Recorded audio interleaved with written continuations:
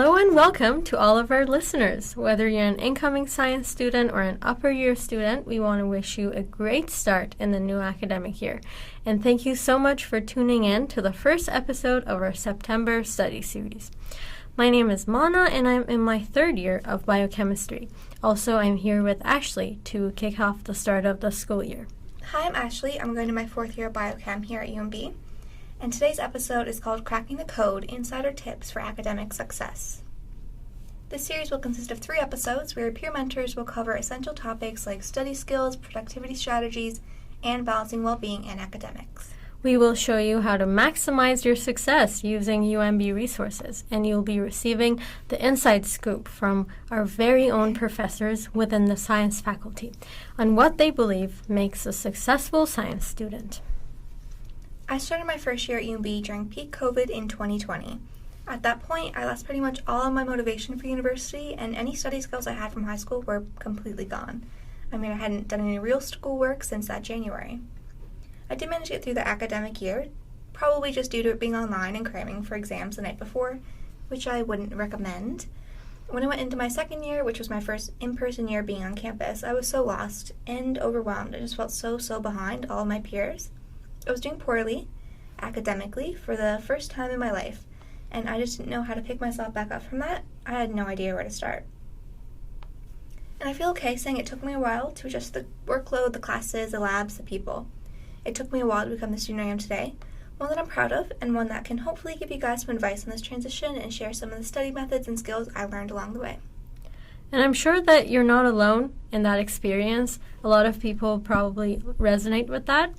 And we're here to offer some support and some strategies today. So the first thing is that we think that something every student needs is a way to keep track of their deadlines, classes, and any other activities that they're involved in. And a good place to start are planners. So your planner can be physical, like notebooks or a calendar that you might hang on your wall, or it can be virtual through apps like GoodNotes, Notability, and Google Calendar.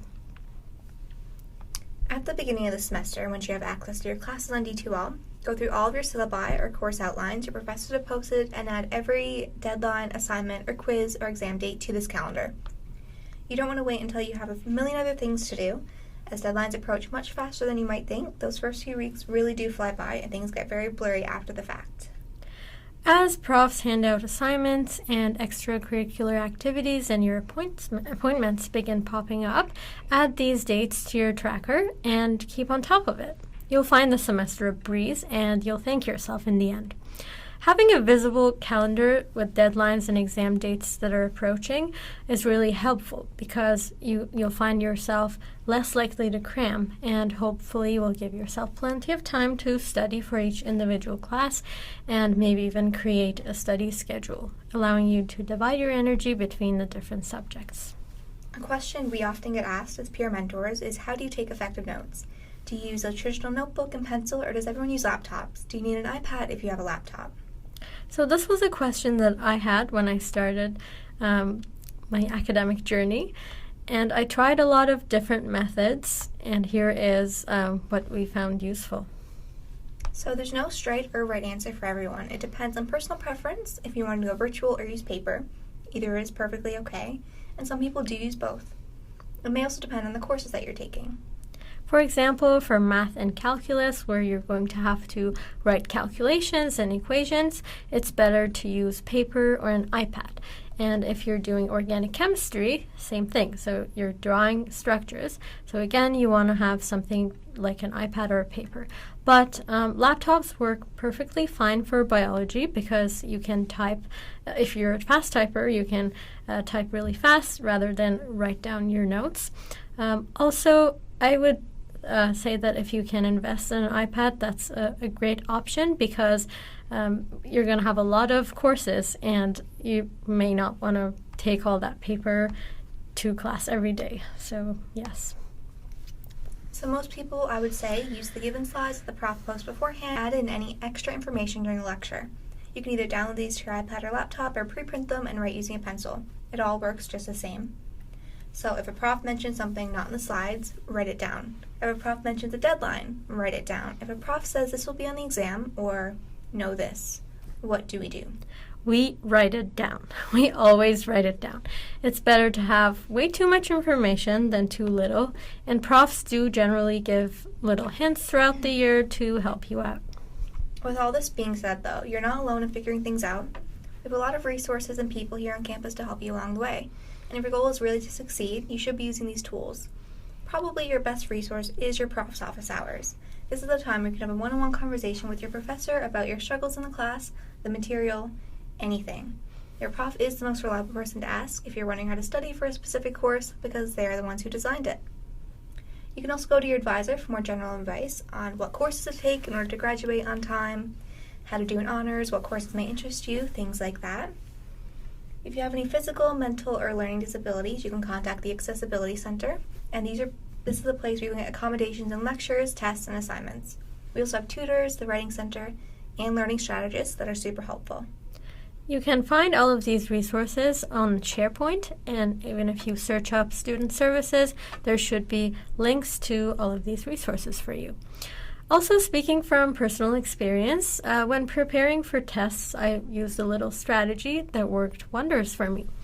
As I worked through the materials, I jot down any concepts or questions that I'm not sure about, and once I have a full list of terrifying things, I go straight to office hours, and trust me, it's a game changer.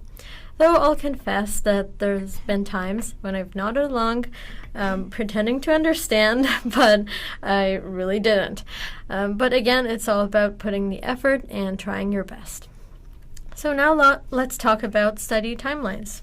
So starting early is the golden rule. For tests and midterms, solid 2 weeks of review is a great approach. When it comes to quizzes, a week for preparation and review should suffice. Now, finals are a different beast, and opinions on timing vary, but I think that setting aside around 1 month to 3 weeks is a wise ballpark to aim for. And remember that it's all about finding what rhythm works for you. So now that you know when to start, let's get into what you're going to do with your time. First things first, let's create a master plan. So start by listing out everything you can think of to prepare for that test, from the topics you're already confident in to the ones that maybe need a little bit more love. Jot them all down. For example, working through end of chapter questions, memorizing your notes, reviewing lecture slides, making flashcards, so you can make a really big list of everything you can possibly do for this class. Now, getting strategic, we could rank our list, placing more high-priority tasks up front. Those tasks that are foundational for your learning, like memorizing your notes, doing practice problems, creating summary sheets, things like that should take the center stage. And then, on the flip side, extra activities like hunting down those extra helpful YouTube videos should find their place towards the end. Here comes the fun part, putting your plan into action. Start off by checking off the tasks on your list. Maybe dedicate Saturday to tackling half of the practice questions and then save Sunday for the rest.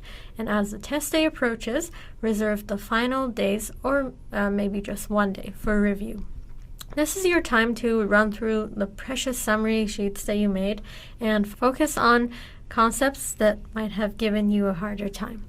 And here's a pro tip. As you do practice questions, keep a running list of the ones that stumped you or were super helpful. This list will be your holy grail for exam season. And when you don't have time to redo all the practice questions, you can just do the ones that you found the hardest. Smart, isn't it? Speaking of smart, we are here to learn how to study smarter and use some really cool techniques to cut down on our study time. The tools and strategies for this usually fall under the category of recall and retention.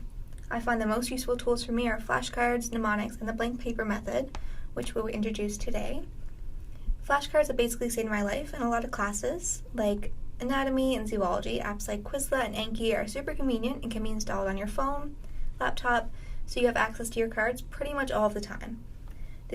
Making these flashcards after each lecture has its perks. It can minimize last-minute cramming, procrastination, and fits great into your daily routine.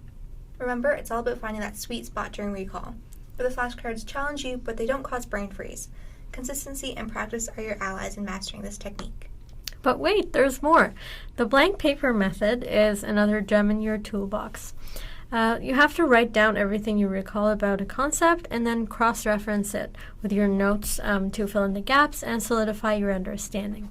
I personally don't use this very often, but I can see it working for things like describing biological pathways, physiology, the digestive system. Yeah, so I think you can use it for those concepts. It's also worth mentioning that studying smart doesn't always have to mean apps on your phone or a big stack of flashcards. It can involve real people that you may end up forming lifelong friendships with. There's been many studies done on collaborative learning that shows it can be effective for many. So if you're intrigued by the idea of studying with others, here's how to make the most of it. I understand that studying with friends can sometimes lead into distraction, but hear me out. If you approach it thoughtfully, it can have amazing results. Personally, I've found it really helpful, especially when it comes to staying focused and not going on our phones. Just having the sight of your friends diligently working can be pretty motivating, even if you're working on different tasks. This is when bringing the right people becomes important. Look for people who share your commitment and work ethic and won't be talking about unrelated things the whole time. They should be in similar majors or courses, but if they're not, that's okay too. Trust me, having someone on the same wavelength makes a world of difference. Once you have a good group of people, you can start thinking about how you want to make the most of it. Sharing is caring, and this holds true for study sources as well.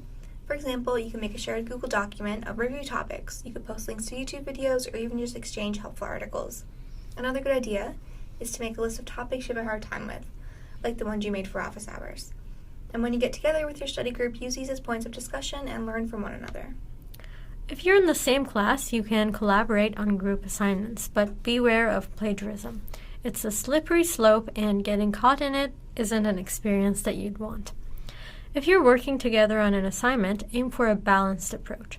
You can discuss, exchange ideas, but always put things in your own words. Remember, even if a question is well understood by your partner, take the opportunity to learn from their perspective, but then rephrase it in your own unique understanding. Lastly, be sure to structure your study sessions with designated breaks, like unwinding over lunch or taking a short walk. So there you have it, all the tools, resources, strategies that we have found useful and hope that you will too. Whether you're an upper year or an incoming student, don't limit yourself to old habits from high school or even your early years. Study methods and techniques can change and evolve, and they should. Give yourself some flexibility and be open-minded. If there's one thing we can't stress enough, is take advantage of the people and resources around you. Everyone wants you to succeed, and it's just up to you to put in the work, devote the time and energy, and you have nothing to worry about. Unless you're maybe taking Calc 3. Yes, that class is amazing. So if you guys enjoyed today's episode, be sure to check out the second one that's coming in 2 weeks. Your peer mentors Madeline, Bailey, and Anna Jose are going to talk about maintaining a healthy balance between your academics and well-being, as well as giving you tips to boost your productivity during the school year while keeping you sane.